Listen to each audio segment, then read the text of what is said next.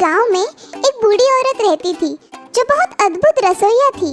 वो जो भी पकाती थी सभी उसे खाना पसंद करते थे, यहाँ तक कि जानवरों को भी उसका पकाया खाना पसंद था। आज उस बूढ़ी औरत ने जिंजर ब्रेड कुकी बनाने की सोची।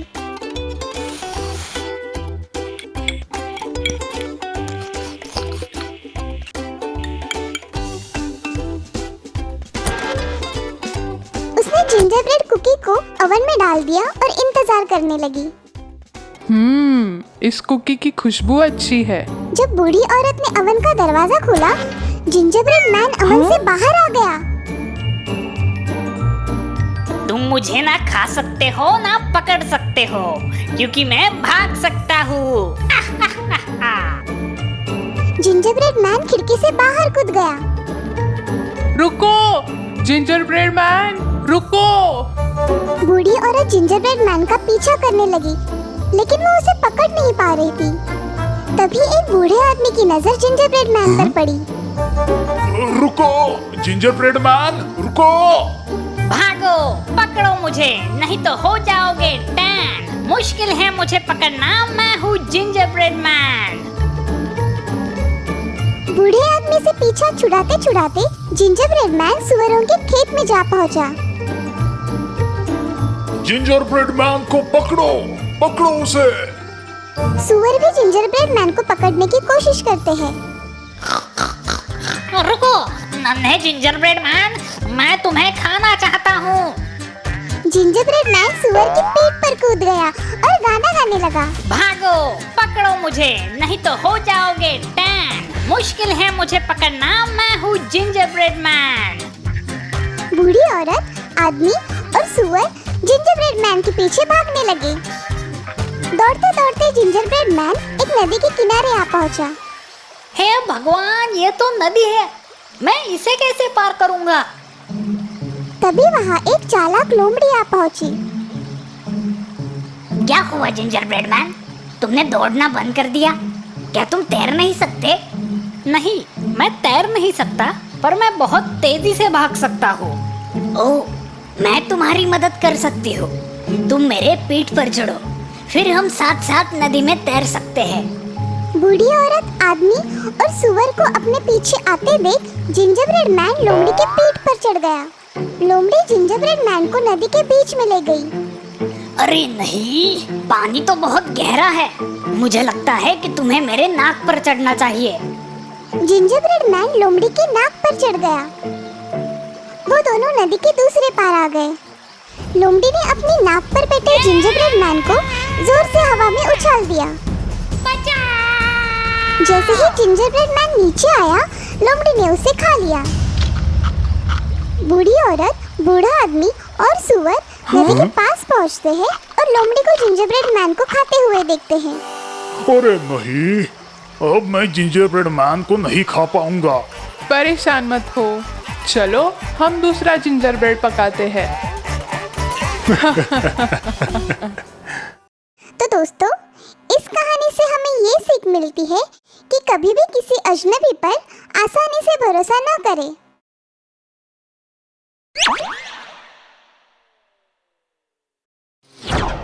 शेरनी और लोमड़ी। ब्रूनो, क्या कर रहे हो? ब्रूनो, बाजू हटो। अरे नहीं हेजल, तुम्हारा ब्रूनो बार बार मेरे पैर के नीचे आ रहा है। ओह ब्रूनो, यहाँ आओ, ये लो। अरे हमारा बॉल, अरे बॉल कहाँ गया? हाँ? चलो ढूंढते हैं। हाँ? अरे बॉल तो कहीं पर भी नहीं दिख रहा है। हैं? हाँ? अरे नहीं, बॉल नहीं मिल रहा है। ब्रूनो, जाओ जाके वो बॉल ढूंढ के लाओ।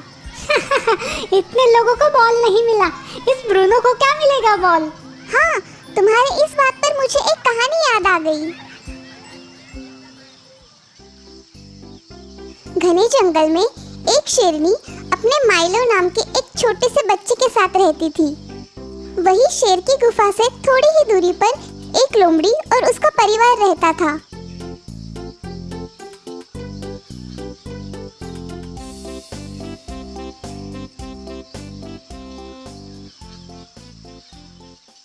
तुम्हारा बच्चा तो बड़ा प्यारा है, शुक्रिया। लेकिन ये तो अकेला है, उसके साथ खेलने के लिए कोई भी नहीं। मेरे तो 7 बच्चे हैं, साथ में खेलते हैं। बेचारा, कितना कम नसीब है। तुम कहना क्या चाहती हो? और नसीब का फैसला शुरू में नहीं अंत में होता है। मैं तो बस कहना चाहती थी कि उसके साथ खेलने के लिए कोई नहीं है। उसकी फिक्र तुम मत करो, उसे किसी की जरूरत नहीं है। लोमड़ी को गुस्सा आता है और वो वहाँ से चली जाती है। उसे किसी की जरूरत नहीं है। कुछ महीनों बाद शेरनी और लोमड़ी के बच्चे बड़े हो जाते हैं। अब तुम बड़े हो चुके हो, अब तुम्हें शिकार करना होगा।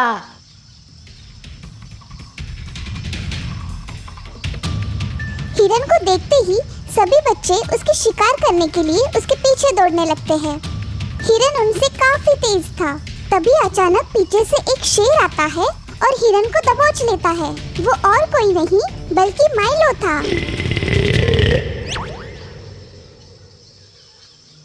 कुछ याद आया लोमड़ी? क्या कहती थी तुम? तुम्हारे 7 बच्चे हैं और माइलो अकेला है। मुझे माफ कर दो। मेरा बच्चा अकेला है, पर वो सारे जंगल पर राज करेगा। ये हमारा बॉल मिल गया। अरे हेजल, तुम्हारे ब्रूनो ने तो कमाल कर दिया। तो दोस्तों, इस कहानी से हमें ये सीख मिलती है कि गिनती से बेहतर हुनर है।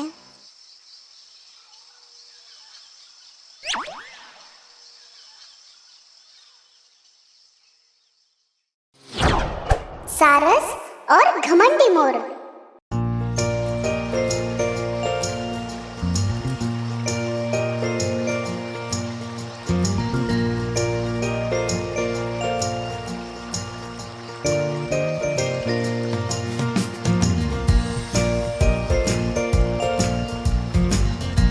एक जंगल में एक सुंदर सा मोर रहता था।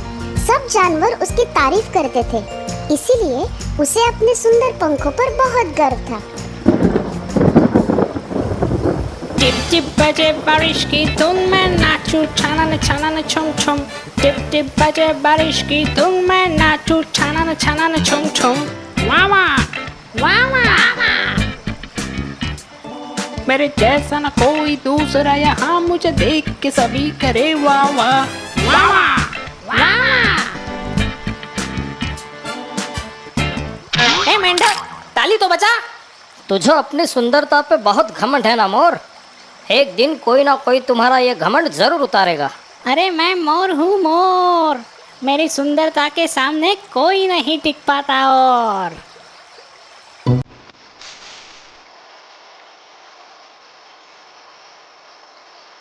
एक दिन वो झील के किनारे से जा रहा था। तभी उसने एक पक्षी देखा जो उसने पहले कभी नहीं देखा था। हाँ?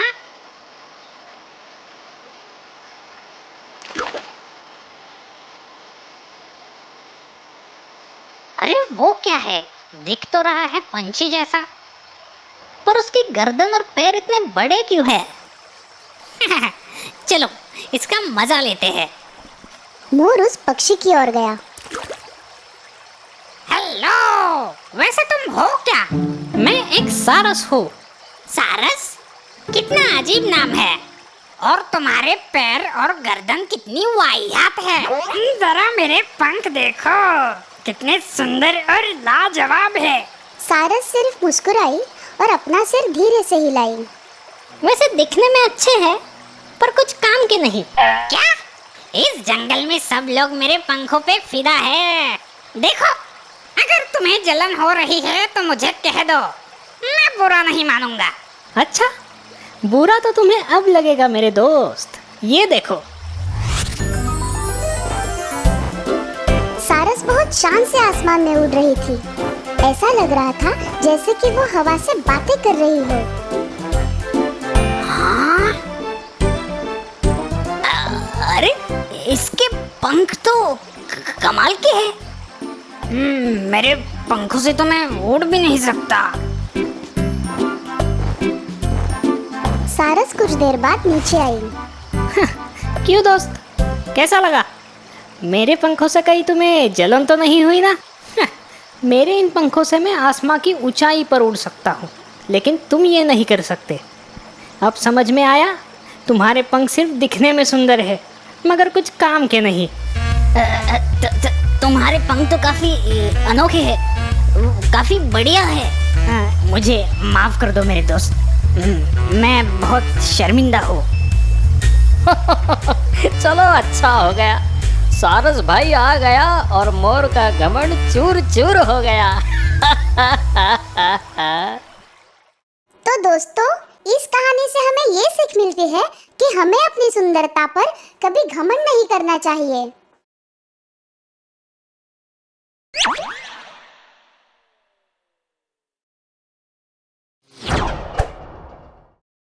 कौवा और सांप।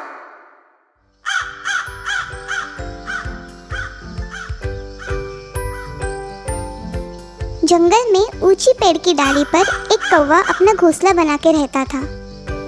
उसी पेड़ के पास एक बिल में एक बड़ा डरावना सांप रहता था। एक दिन कौवे ने अपने घोंसले में अंडे डाले और वो खाना ढूंढने निकल पड़ा।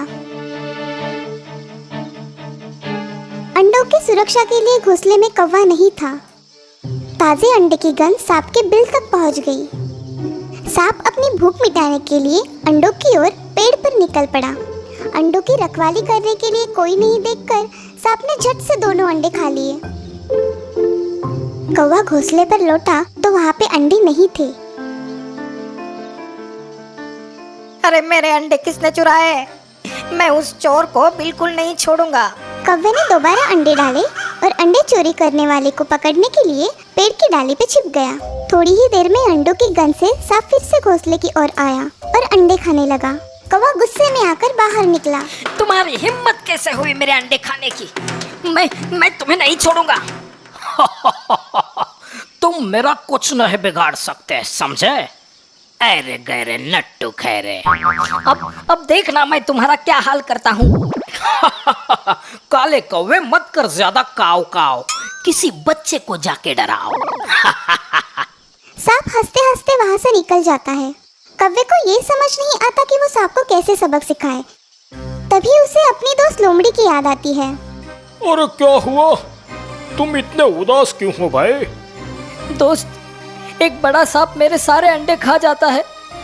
मुझे उसे सबक सिखाना है, मगर उसका सामना मैं अकेले नहीं कर सकता। अच्छा तो ये बात है, मैं तुम्हारी मदद करूंगा, डरो मत। तुम एक काम करो, बाजू के तालाब में राजकुमारी नहाने आती है। वो अपना हार निकाल कर किनारे पे रखती है।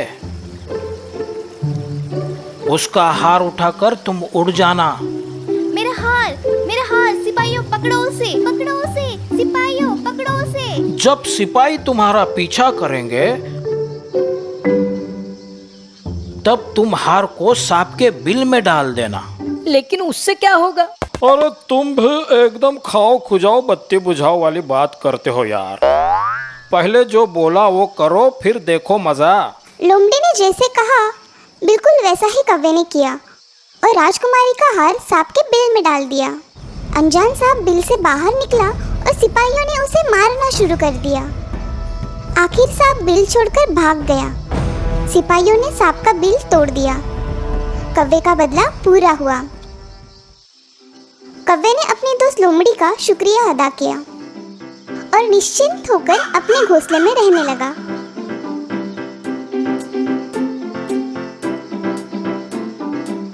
तो दोस्तों, इस कहानी से हमें ये सीख मिलती है कि असली दोस्त वही होता है जो संकट समय में काम आता है।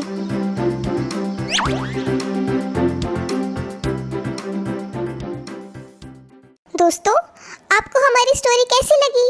हमें कमेंट करके जरूर बताइए। इस स्टोरी को लाइक और शेयर करें और हाँ, हमारे चैनल को सब्सक्राइब करना ना भूलें। Thank you.